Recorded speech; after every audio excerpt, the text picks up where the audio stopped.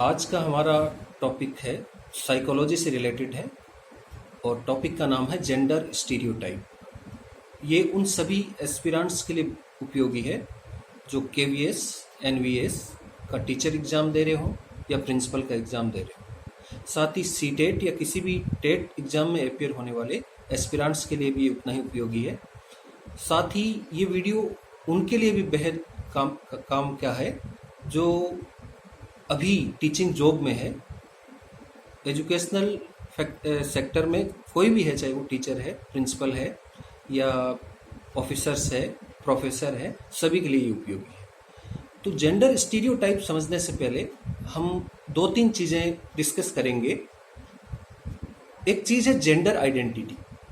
Gender identity का मतलब होता है कि आप किस जेंडर के हैं, ये आपकी आइडेंटिटी है। माने आप मेल हैं, फीमेल हैं या न्यूट्रल जेंडर है, ये आपकी आइडेंटिटी है। दूसरा एक वर्ड आता है आपका जेंडर रोल। सोसाइटी आपके लिए कोई भूमिका तय करती है, आपका रोल तय करती है। जैसे पुरुष है तो बाहर का काम करेगा, महिला है तो घर का काम करेगी, ये आपका जेंडर रोल है। एक होता है आपका जेंडर टाइपिंग। जेंडर टाइपिंग का मतलब होता है कि जो सोसाइटी ने आपको रोल दिया है, अगर आप उसके हिसाब से बिहेव कर रहे हैं तो आप जेंडर टाइपिंग को फॉलो कर रहे हैं। सोसाइटी ने आपको जो भी काम दिया है, यानी सोसाइटी जो एक्सपेक्ट करती है मेल या फीमेल से, आप वैसा ही काम करते हैं, तो वो जेंडर टाइपिंग। अब हम जेंडर स्टीरियोटाइप को पढ़ेंगे। जेंडर स्टीरियोटाइप को पढ़ने या समझने से पहले जो वर्ड है स्टीरियोटाइप, यानी इसका मतलब होता है हिंदी में रूढ़िबद्धता। ये क्या है? एक आपको जनरल लाइफ का एक एग्जाम्पल देता हूँ। मान लीजिए आपकी ज़िंदगी में कभी ऐसा हुआ कि एक ही स्टेट के 3-4 लोगों ने कुछ गलत काम कर दिया, तो आप एक स्टीरियो बना लेंगे कि उस स्टेट के लोग गंदे, जबकि ऐसा नहीं होता। या वाइस वर्सा भी हो सकता है, एक स्टेट के कुछ लोगों ने आपके साथ बहुत अच्छा किया, तो आप ये स्टीरियो बना लेंगे कि उस स्टेट के सभी लोग अच्छे होते हैं। तो इसी तरह का स्टीरियो जब हम जेंडर को लेकर, लिंग को लेकर बना लेते हैं, तो वो जेंडर स्टीरियोटाइप कहलाता है। ये जेंडर स्टीरियोटाइप कई जगह आपको देखने को मिलेगा। जैसे जॉब को लेकर, जॉब को लेकर क्या स्टीरियो है कि टीचिंग का जॉब और स्पेशली प्राइमरी टीचर का जॉब तो फीमेल के लिए ही है।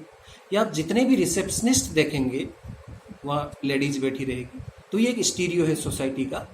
इसके अलावा आप पुरुष का देखेंगे तो पुरुष में भी आपको कई सारे काम ऐसे होंगे, आपको लगेगा जैसे आर्मी में है या कोई भी सिक्योरिटी फोर्सेज में है तो मेल डोमिनेंट है वो, तो ये भी एक स्टीरियो है। ऐसा नहीं है, लड़कियां भी अच्छा काम कर सकती है वहाँ पे। तो ये सब जो है, आप कई सारे ऐसे एग्जाम्पल भी देख सकते हैं कि जो खाना बनाने का काम है, ये माना जाता है कि महिलाएं बेहतर होती है, लेकिन आप किसी भी 5 स्टार होटल के शेफ को देखिए, वो ज़्यादातर आपको मेल मिलेंगे। इसके अलावा ये माना जाता है कि साइंस और मैथ्स तो बॉयज़ का सब्जेक्ट है, लड़कियां या तो होम साइंस लेंगी या बायो लेंगी, लेकिन ऐसा ज़रूरी नहीं है। ये एक स्टीरियोटाइप है सब्जेक्ट को लेकर, जेंडर स्टीरियोटाइप हम इसे कहेंगे, क्योंकि कल्पना चावला जैसी बेहतरीन साइंटिस्ट लड़कियां हुई है। तो ये सब स्टीरियोटाइप की वजह से होता है। स्पोर्ट्स में भी ऐसा स्टीरियोटाइप है, बॉयज़ हैं तो क्रिकेट खेलेंगे, लड़कियां हैं तो उनके लिए बैडमिंटन उपयुक्त है। तो ऐसा समाज सोचता है, ऐसा समाज तय करता है। इसके अलावा कलर को लेकर भी स्टीरियो है। पिंक कलर है तो लड़कियों का कलर है, ब्लू कलर है तो लड़कों का कलर है। और आप ताजुब करेंगे कि जब बच्चा जन्म लेता है तो जब उसको पहली बार तौलिए में लपेट के लाया जाता है हॉस्पिटल में, तो अगर लड़की हुई तो उसको पिंक तौलिए में लपेट दिया जाता है, लड़का हुआ तो ब्लू तौलिए में लपेट दिया जाता है। यानी बच्चा जन्मते ही स्टीरियोटाइप स्टार्ट हो जाता है। ये सोसाइटी के लिए बहुत ही खतरनाक चीज़ है। खिलौनों की बात हम करें, बॉयज़ के अलग खिलौने होते हैं, वो फुटबॉल से खेलेगा, लड़कियां हैं तो उसको हम किचन सेट ला के देंगे। ये क्यों करते हैं ऐसा?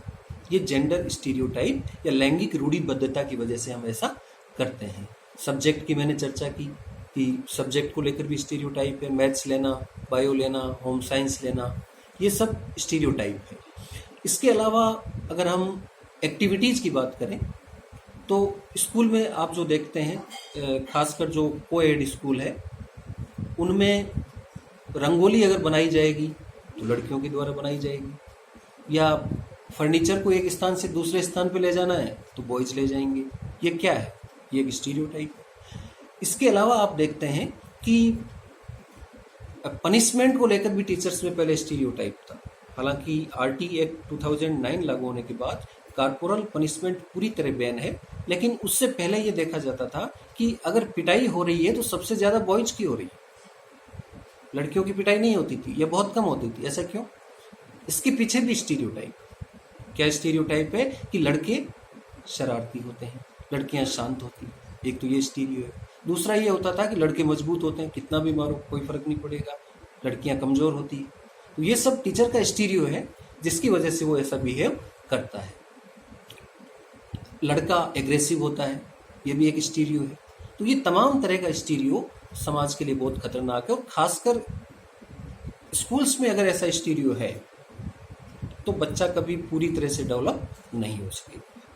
अब हम चर्चा करते हैं कि स्कूल में एक वर्ड आता है हिडन करिकुलम, इसका बड़ा योगदान है।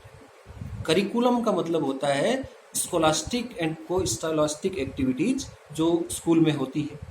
इसके अलावा भी कुछ ऐसी एक्टिविटीज होती है जो फॉर्मल नहीं होती, जो हिडन है। कैसे?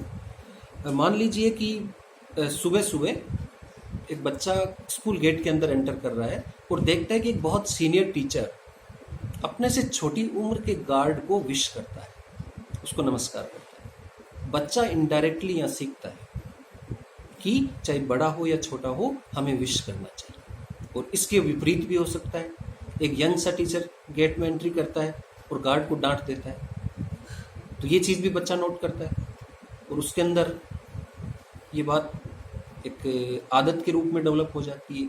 तो इस तरह से हिडन करिकुलम आपके जेंडर स्टीरियोटाइप को बनाने में भी महत्वपूर्ण योगदान देता है।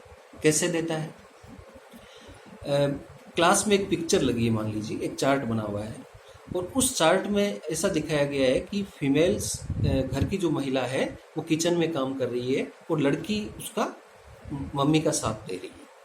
पापा सोफे पे बैठे अखबार पढ़ रहे हैं और बेटा उनके पास बैठा हुआ है। इससे बच्चे के मन में क्या भाव गया कि खाना बनाना, घर का काम करना, ये तो सिर्फ महिलाओं का, ये मेल का काम नहीं है। तो इस तरह की कोई भी पिक्चर आप स्कूल में न लगाएं, क्लासरूम में न लगाएं, क्योंकि ये हिडन करिकुलम के माध्यम से जेंडर स्टीरियोटाइप क्रिएट करती है। इसके अलावा कुछ टेक्स्ट बुक में, मैं स्टेट का नाम नहीं लूँगा, एक स्टेट की टेक्स्ट बुक में एक दो वर्ड दिए गए थे, उस पर काफ़ी विवाद हुआ और बाद में वो टेक्स्ट बुक से हटा दिया गया। ब्यूटीफुल और अगली। ब्यूटीफुल के आगे एक गोरी लड़की की पिक्चर लगा दी गई और अगली के आगे एक काली लड़की की पिक्चर लगा दी गई। इसका मतलब कि ब्यूटीफुल वही है जो गोरा है और काला अगली होता है, ऐसा कतई जरूरी नहीं है, ऐसा कहीं आवश्यक नहीं है। तो ये चीजें क्या करेगी? ये चीजें बच्चे के अंदर एक स्टीरियोटाइप क्रिएट कर देगी। तो इस तरह का करिकुलम में भी, टेक्स्ट बुक में भी ऐसा मटेरियल नहीं होना चाहिए जो किसी भी तरह से जेंडर स्टीरियोटाइप आपके अंदर क्रिएट करे। मैथ्स पढ़ते थे तो मुझे एक एग्जांपल याद आता है कि एक काम को एक पुरुष 3 दिन में कर सकता है और उसी काम को एक महिला 4 दिन में कर सकती है। क्यों भाई?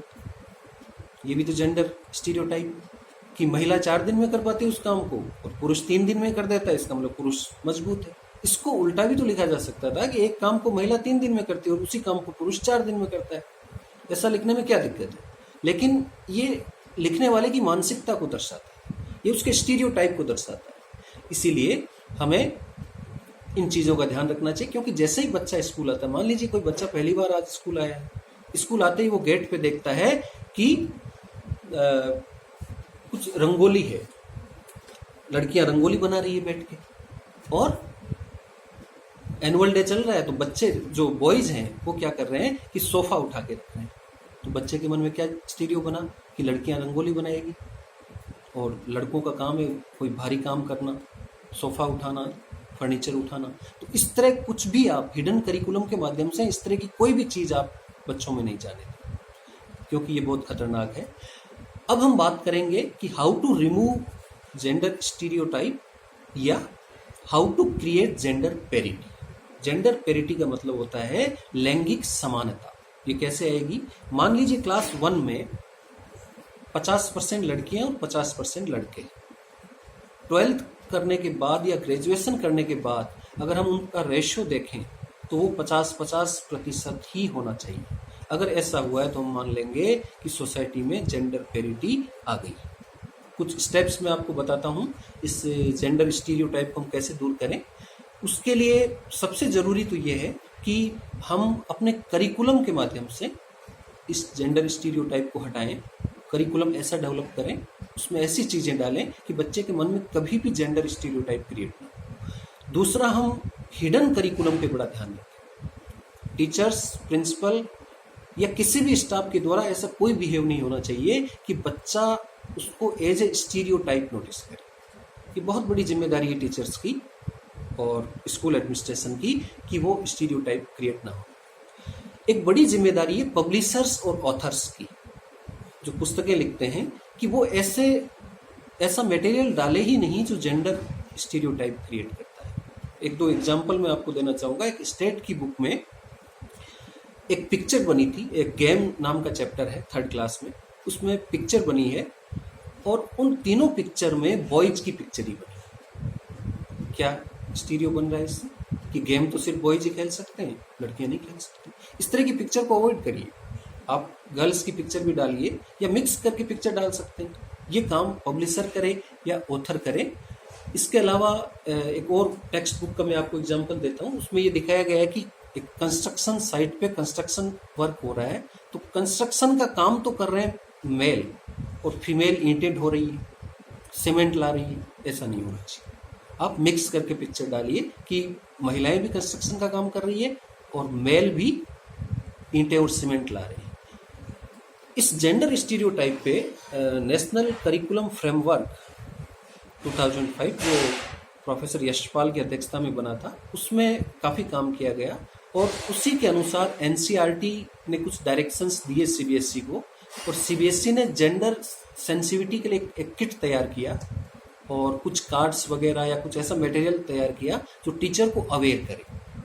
क्योंकि ये एक बहुत बड़ी जिम्मेदारी है कि टीचर वेल ट्रेंड नहीं है भारत के बहुत से स्कूलों में, वो खुद ही नहीं जानते कि स्टीरियोटाइप को कैसे रोका जाए। तो इसके लिए ये हो सकता है कि जो प्री ट्रेनिंग कॉलेज है, चाहे वो बीएसटीसी की हो या बीएड की हो, वहाँ पे जेंडर स्टीरियोटाइप उन्हें अच्छी तरह से समझाया जाए, सिखाया जाए। इसके अलावा हम स्ट्रिक्ट रूल बना सकते हैं, फिर उनको फॉलो करें ताकि कोई स्टीरियोटाइप आपके यहाँ क्रिएट ही ना हो।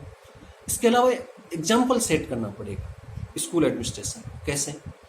मैं अक्सर देखता हूँ, मैं जब पढ़ता था तब भी और अब भी देखता हूँ कि जब भी कोई गेस्ट विद्यालय में आते हैं तो जो रिसेप्शन के लिए या स्वागत की जो कमेटी बनती है उसमें फीमेल्स को, लेडी टीचर को या लड़कियों को डाला जाता है। क्यों? ये एक स्टीरियो है स्कूल एडमिनिस्ट्रेशन का। वहाँ पे आप जेंट्स टीचर को डालिए, बॉयज को डालिए। इसके अलावा जो स्कूल की कमेटीज है इंपॉर्टेंट, वहाँ पे लेडीज को हेड बनाइए। वो काम क्यों नहीं कर सकती? वो बेहतर कर सकती है, मेल से अच्छा कर सकती है। तो ये स्टीरियोटाइप हटाने के लिए स्कूल एडमिनिस्ट्रेशन को भी कुछ स्टेप्स लेने पड़ेंगे, कुछ एग्जाम्पल सेट करने पड़ेंगे।